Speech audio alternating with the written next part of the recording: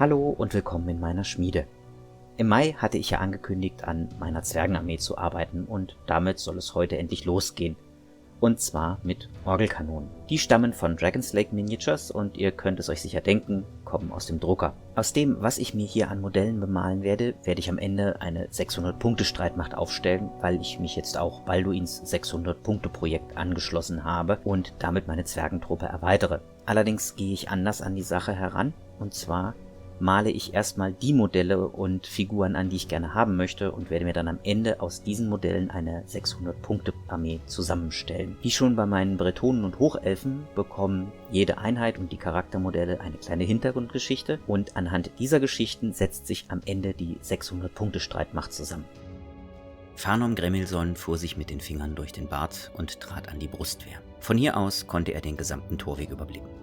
Es war niemand zu sehen. Die Batterie bot einen herrlichen Ausblick auf die Schlucht und die Berge. Vielen Zwergen war die Aussicht vom höchsten Ausguck der Adlerspitze lieber, weil sie von dort das gesamte graue Gebirge sehen konnten, meinten sie. Nun ja, Fanom kannte die Aussicht von dort und das ganze graue Gebirge sah man nicht, aber immerhin den Teil, der von ihrer kleinen Festung beherrscht wurde. Karak Alnor war nicht groß, aber sie war über einigen sehr ertragreichen Erzvorkommen erbaut worden. Seit mehr als 300 Jahren lebten, arbeiteten und kämpften die Zwerge von Karak Alnor für ihre Heimat und bis zum heutigen Tag war es keinem Feind gelungen, die innere Zitadelle je zu erobern. Auch wenn die Aussicht auf dem höchsten Punkt des Berges schön war, Fanom mochte den Ausblick von seiner Batterie. Der breite offene Torweg, der auf die Brücke und den Graben zuführte, die Straße, die sich aus der Schlucht herauswand und in den Tannenwäldern verschwand. Ja, dachte er, das hier war die schönste Aussicht. Auf der anderen Seite des Torweges sah er etwas blinken. Das war das Signal, auf das er gewartet hatte. Auf der anderen Seite sah er Türga, der ihm mit einem kleinen Spiegel signalisierte, dass sie jetzt die Wache übernehmen würden. Fanom drehte sich um und wandte sich an seine Kanoniere. Also gut, fangen wir an! Branor, wir nehmen zuerst Donnergrollen ran und als letztes ist Goblinreiser an der Reihe. Und ihr, dabei deutete er auf die Gruppe junger Zwergenkrieger, steht nicht im Weg rum, sondern macht euch nützlich. Jeder von euch Haskals wurde einem Kanonier zugewiesen, dem er zuschauen und zur Hand gehen soll. Er wird euch sagen, was ihr machen sollt. So haben wir unser Handwerk gelernt und so werdet ihr es auch eines Tages weitergeben. Wenn ihr etwas nicht wisst, dann fragt nach. Niemand ist je davon schlauer geworden, keine Fragen zu stellen. Dann wandte er sich an Skarf Egilson, den Hauptmann der Kompanie Armbrustschützen, die mit ihnen auf der Mauer den Dienst verrichteten. Skarf, stellt eure Männer an die Brustwehr. Wir werden allen Platz brauchen. Der Kommandant der Schützen nickte und seine Männer verteilten sich. Die Geschützmannschaften machten sich an die Arbeit und begannen, die erste der 4 Orgelkanonen auseinanderzubauen. Wenigstens einmal im Jahr, so die Anweisungen der Ingenieure der Maschinistengilde, mussten die Kanonen abgebaut und die Drehlafetten, auf denen sie ruhten, überprüft werden. Im Laufe der Zeit sammelte sich trotz aller Vorsicht einiges an Dreck an und niemand wollte, dass die Geschütze versagten, wenn sie am nötigsten gebraucht wurden. Gestern hatten die Maschinisten bereits ein Krangestell aufgebaut, das die Kanonen aus ihren Barbetten heben sollte. Auf dem Wehrgang war genug Platz für ein ganzes Regiment Zwergenkrieger. Dort würden die Kanonen ruhen, bis sie wieder eingesetzt werden konnten. Während der Drehmechanismus überprüft wurde, prüften die Geschützmannschaften auch gleich die Kanonen und reparierten sie. Zumindest das, was sie hier ohne größere Schmiede machen konnten. Eine kleine Gruppe Schmiede hatte eine tragbare Esse samt Blasebälgen mitgebracht und war für Ausbesserungsarbeiten aller Art zuständig. Fanom sah zu, wie sich Donnergrollen auf den Wehrgang senkte. Die Kanone wurde auf eine Radlafette gesetzt, um sie im Notfall benutzen zu können. Das Schussfeld wäre zwar sehr eingeschränkt, aber sie konnten den Bereich vor dem Tor bestreichen. Dann ruhte die Kanone auf der Lafette und wurde zur Seite geschoben. Für Fanom sah das nicht richtig aus. Seine Kanonen mussten auf ihren Barbetten etwas oberhalb der Brustwehr ruhen. Dort gehörten sie hin. Das Geschütz war noch nicht ganz zur Seite geschoben, als die Ingenieure bereits damit begannen, den Drehmechanismus der Kanone zu zerlegen. Zahnräder wurden ausgebaut, Haltebolzen und Stangen entfernt. Die Ingenieure hatten ihre Gehilfen dabei, Lehrlinge der Gilde, die mit der Begutachtung der ausgebauten Teile beauftragt waren. Die Esse wurde angeheizt und die ersten Ausbesserungsarbeiten konnten beginnen. Ein paar der älteren Kanoniere halfen den Maschinisten. Am Anfang hatten sie gemurrt, aber Fanom hatte darauf bestanden, dass einige seiner Kanoniere wissen mussten, wie man den Mechanismus wenigstens behelfsmäßig reparieren konnte. Die übrigen Kanoniere zerlegten Donnergrollen. Sie bauten die Hähne der Zündung ab, entfernten die Zündmechanik, prüften die Teile und ölten sie anschließend ein, um sie wieder einzubauen. Wie immer gab es ein paar kleinere Ausbesserungsarbeiten und auch ein paar kleine Teile mussten ersetzt werden. Aber das war normale Abnutzung durch Übungsschießen und Geschützdrill. Farnum erwartete von seinen Männern, dass sie ihr Handwerk im Schlaf beherrschten und jeder seine Aufgaben und Handgriffe auch im Dunkeln perfekt beherrschte. Die Besatzung musste eingespielt sein, damit sie sich nicht gegenseitig im Weg stand, wenn es zum Kampf kam. Den Feind mit Langstreckenartillerie zu bekämpfen, war seit jeher ein wichtiger Bestandteil der Kriegführung. Zwerge gruben sich ein und warteten darauf, dass der Feind zu ihnen kam. Und bevor er auch nur in Reichweite ihrer Äxte war, machte er bereits Bekanntschaft mit Geschossen aus Schleudern, Speerwerfern und Kanonen. Farnum ging um seine Orgelkanone herum. Die Lehrlinge machten sich gut, entschied er. Sie standen nicht im Weg und waren lerneifrig. Genau so sollte ein junger Zwerg sein. Respekt vor dem Alter und der Erfahrung und lernwillig. Der Gedanke hatte sich noch nicht ganz zu Ende geformt, als Farnum sah, wie Banur Furgasson nach einem Hammer griff und einen sehr widerspenstigen Haltebolzen herausschlagen wollte. Ergar, der ihn heute unter seinen Fittichen hatte, war gerade dabei, Kjallak mit dem Ausbau des Zündmechanismus der unteren Gruppen zu helfen, was ab einem gewissen Punkt schwierig werden konnte, wenn man alleine war. Farnum machte 3 schnelle Schritte auf Banur zu und bevor dieser den Haltebolzen aus der Halterung schlagen konnte, griff er ihm in den Hammer. »Und was meinst du, junger Haskell, was du hier gerade tust?« fragte er.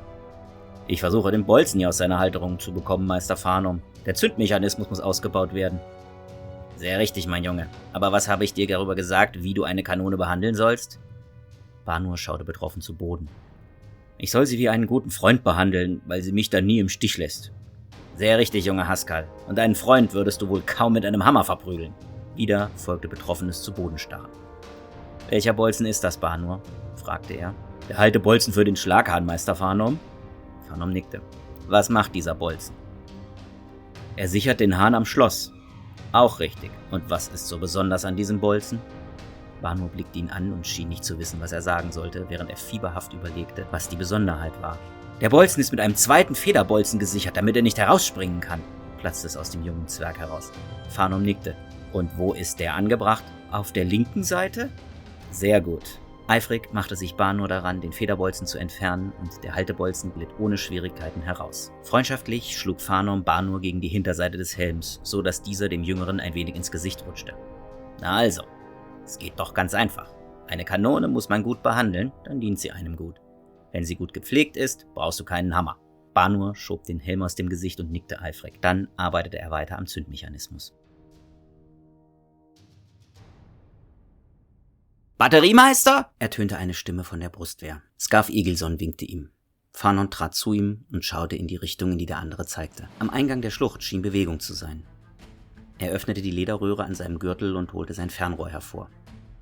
»Sieh an«, dachte er, »das grünhäutige Gesindel wagt sich doch wirklich in den Torweg.« Er reichte Scarf das Fernrohr, wandte sich dann an einen seiner Kanoniere und deutete auf die Signalflaggen.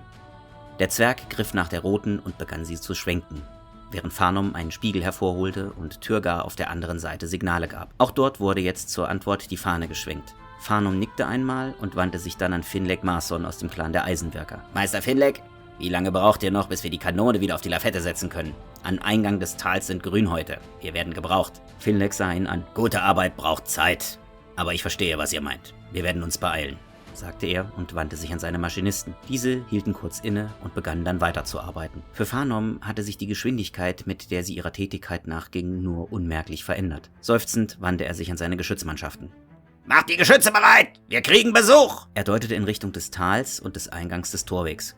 »Geschütze ausrichten! Sektion 1 der Brustwehr absenken und beeilt euch damit, Donnergrollen zusammenzusetzen! Wir werden sie brauchen!« Sofort brach hektische Betriebsamkeit unter den Kanonieren und ihren Gehilfen aus. Farnum stellte sich an seinen üblichen Platz, von dem aus er den Torweg und gleichzeitig die Batterie beobachten konnte. Wie als ob es sich um eine Übung handeln würde, stellte er seine Sanduhr vor sich auf die Zinne und der feine weiße Sand begann vom oberen Gefäß in das untere zu rieseln. 10 Minuten. Mehr gestand er seinen Leuten nicht zu. Das war die Zeit, die der Feind brauchte, bis er in den Torweg und damit in die Reichweite der Batterien kam. Die Zwerge eilten auf ihre Posten. Richtkanoniere schauten durch ihre Fernrohre und gaben Anweisungen, wie die Plattformen gedreht werden sollten, während sie die Geschützrohre anhoben, um den Feind ins Visier zu nehmen. Pulversäcke wurden nach Anweisung zusammengebunden, Kugeln aus den Halterungen geholt und in die Rohre geladen. Die Mannschaft von Donnergrollen setzte gerade den letzten Zündmechanismus wieder ein, als die Ladekanoniere bereits damit begannen, die Pulverladungen in die Rohre zu rammen. Das konnte zwar riskant sein, aber die Rohre waren noch nicht heiß und die Zündhähne nicht gespannt. Auf ein Nicken von Banur zog einer der Armbrustschützen an einem Hebel und ein Teil der Brustwehr verschwand im Boden. Die Mannschaft schob das Geschütz an die markierten Stellen und begann dann in aller Eile damit, Seile durch Ösen zu ziehen, die links und rechts der Öffnung in den Stein eingelassen waren. Diese würden die Kanone an ihrem Platz halten, wenn sie feuerte. Noch bevor die Seile vollständig befestigt waren, stießen die Lader die Kugeln in die Rohre und schließlich hob auch Bano die grüne Flagge und zeigte damit an, dass sie fertig waren. Phanom blickte auf die Sanduhr und sah seine Männer an. Dann packte er die Sanduhr ein. Die Batterie sollte in 10 Minuten gefechtsbereit sein. Ihr habt's in 8 geschafft. Gute Arbeit. Und jetzt können wir zum Tanz aufspielen. Damit ist die Batterie dann einsatzbereit und auch bereit für ihr erstes Spiel.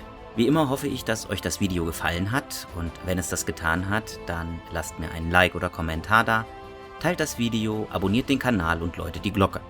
Eben alles, was ihr so von YouTube kennt und bis bald in meiner Schmiede.